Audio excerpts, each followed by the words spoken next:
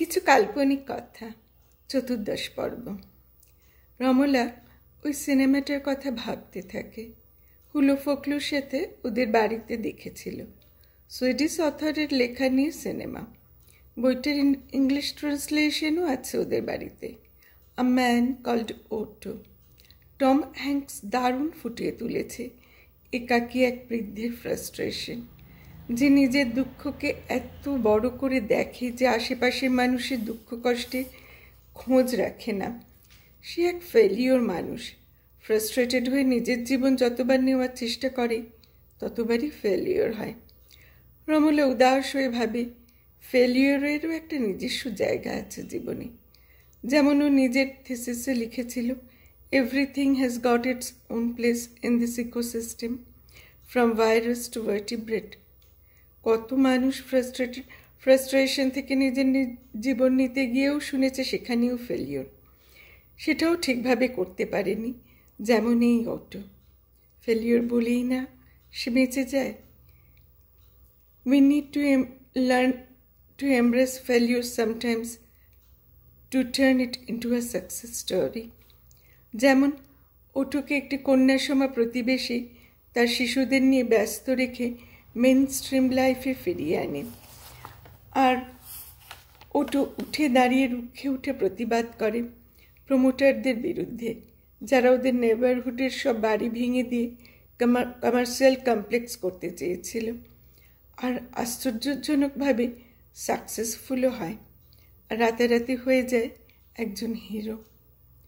আনমনে ওটোর কথা ভাবতে ভাবতে পরদিন সন্ধেবেলায় রমলা চোখ বোলাচ্ছিল মোবাইলে। হঠাৎই দেখে FNS রিপোর্ট এসেছে, সাথে কি একটি ইমেলও আছে। রিপোর্ট তো 3-4 দিন লাগবে মনে ভাবে রমলা। আজ কি করে এলো এত তাড়াতাড়ি? SMS খোলে রমলা। কি আশ্চর্য, রিপোর্টই তো এসে গেছে। Malignancy negative. ভাবা যায় না। সাথে সাথে তনি, কমল কাকু, শিবেন্দা, টুঙ্কু, দীপ, মণ্ডল ডাক্তার, পল্টু বল্টুকে হোয়াটসঅ্যাপ করে রমলা। সবাই খুশি। এবার ইমেল খোলে। রমলার মনে হয় স্কলারশিপ সংক্রান্ত ইমেল। হায় ঈশ্বর, এই যে বেশ কিছুদিন আগে এসেছিল, রমলা খেয়াল করেনি। স্কলারশিপ পাওয়ার জন্য একটা ছোট্ট অ্যাবস্ট্রাক্ট চেয়েছিল 500 শব্দের। গতকাল তার লাস্ট ডেট পেরিয়ে গেছে। যা, এটা আর হলো না। দূর থেকে গান ভেসে আসে, জিন্দেগি ऐसी है पहेली, कभी हंसाते कभी रुलाते। মণ্ডল ডাক্তারের রিপ্লাই আসে, কেমন আছে কাশি? কমেছে? খুব রিলিভড লাগছে আপনার রিপোর্ট দেখে। আমার মায়ের নামও আপনার নামে। মায়ের তো কেমো চলছে। মনটা খুব খারাপ হয়ে যায় রমলার। রিপ্লাই করে, কাশি আছে, চিন্তা করো না বাবা, সব ঠিক হয়ে যাবে তোমার মায়ের। ঠাকুরের কাছে প্রার্থনা করি। মণ্ডল ডাক্তারের প্রতি প্রথম দিন থেকে রমলার কেমন যেন এক মায়ের স্নেহ মমতা এসে যায়।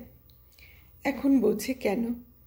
ছেলেটি প্রথম দিন থেকে রমলাকে নিজের মায়ের মতোই দেখেছে। টুঙ্কু রিপ্লাই করে, কাল চলে এসো পল্টুর সাথে কথা বলে। সেই মতো পরদিন রমলা পল্টুদের নার্সিংহোমে যায়। ঢুকতেই পল্টু শ্রী কৃষ্ণা আর ওদের অফিস স্টাফ স্বর্ণালীর সাথে দেখা।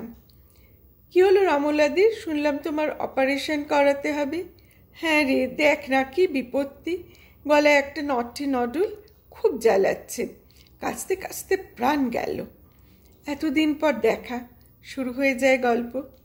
কৃষ্ণ একটা আয়ুর্বেদিক কাশির বড়ির কথা বলে, মুখে রাখলে কাশি কমবে, সব ফার্মাসিতেই নাকি অ্যাভেলেবল।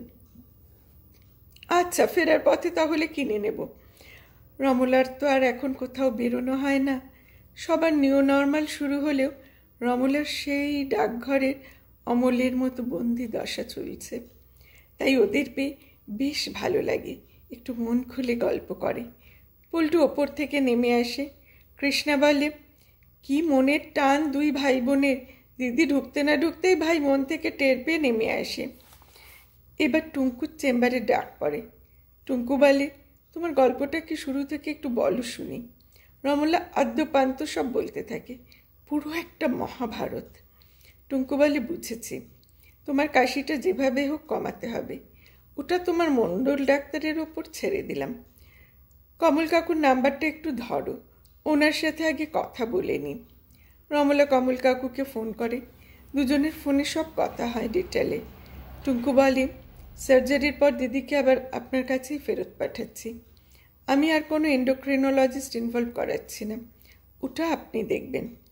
সার্জারির আগে আপনার দিক থেকে প্রেসক্রিপশানে যা যা করবার ইনস্ট্রাকশনস দিয়ে দেবেন। ওই সময় আপনার আর হাসপাতালে যাওয়ার দরকার নেই, দিদি পরে আবার আপনার কাছে ফেরত যাবেন। টুঙ্কু পল্টুর দিকে তাকিয়ে বলে, বুঝলি, এটা ওই বড় হাসপাতালে করাতে হবে। আর্টিফিশিয়াল রেসপিরেশনে রেখে দিদিকে হয়তো অপারেশনের পরেও একটু ভেন্টিলেশনে থাকতে হতে পারে। রমলার মুখ শুকিয়ে যায়। সে কি, তুই আমাকে ভেন্টিলেশনে রাখবি নাকি? সে অপারেশনের সময় যা খুশি কর, আর্টিফিশিয়াল রেসপিরেশনে রাখ আর যাই কর, তখন তো আর জ্ঞান থাকবে না, কিছু বুঝতে পারবো না। তারপর ভেন্টিলেশন? না না, কিছুতেই না। দরকার পড়লে ভাই পাইপ দিবি, তবু ভেন্টিলেশন দিবি না। রমলা এমনভাবে বলি যেন গড়িহাটের জিনিসের দরদাম করছে। সেই কত ছোট থেকে দেখেছে টুঙ্কুকে, দোল খেলতে আসতো, সারা গায়ে মাথায় রং। মা মিষ্টি এনে দিলে বলতো, দিদি তুমি খাইয়ে দাও, আমার হাতে রং। কি শখ ছিল ছেলেটার মিউজিওলজি পড়বে, বিদেশে যাবে। ওর বাবার বন্ধুদের শুনেছে মিউজিওলজি পড়ে বিদেশে গেছে। রমলা বলতো, খবরদার না, মিউজিওলজি একদম পড়বি না। সেই ছেলে কত ভালো রেজাল্ট করে বিদেশে গিয়ে ম্যাক্সিলোফেসিয়াল সার্জারি নিয়ে পড়াশোনা করে সবেতে গোল্ড মেডেলিস্ট হয়ে দেশে ফিরল, মানুষের কাজে লাগবে বলে। তখন তো ইস্টার্ন রিজিয়ানে ওই একমাত্র ম্যাক্সিলোফেসিয়াল সার্জন। এ দেশে কি হাজ্জত ছেলের, যেখানে এশিয়ার নাম্বার 1 প্লাস্টিক সার্জন সার্জারি করতে ভয় পায়, সে ছেলে অনায়াসে সেসব সার্জারি করে দিত। এরকম একটা কেস শুনেছিল, ঘাড়ের কাছে নার্ভ জড়িয়ে এক পেশেন্টের একটি টিউমার হয়, কোনো ডাক্তার সাহস পায় না অপারেশন করতে। ওটি থেকে এসব পেশেন্ট ফেরা সহজ না, একটু নার্ভ কেটে গেলেই ব্লিডিংয়ের ফলে পেশেন্ট আর ফেরে না। সেই পেশেন্টকে কিনা অক্লেশে সারিয়ে দেয় টুঙ্কু ওই কম বয়সে। কমল কাকুর কাছে রমলা যায় অপারেশনের আগে সব লিখিয়ে আনতে। কমল কাকু খুব খুশি, তাহলে আর চিন্তা নেই, অপারেশন হলেই সব ঠিক হয়ে যাবে, একদম চিন্তা করবে না। এতদিন তো সব ঠিকঠাকই সুরাহা হয়েছে, এবারেও হয়ে যাবে। বাবার কথা জিজ্ঞাসা করে কমল কাকু। রমলা বলে, খুব চিন্তায়, বাবা একদম বিছানায় মিশে গেছে।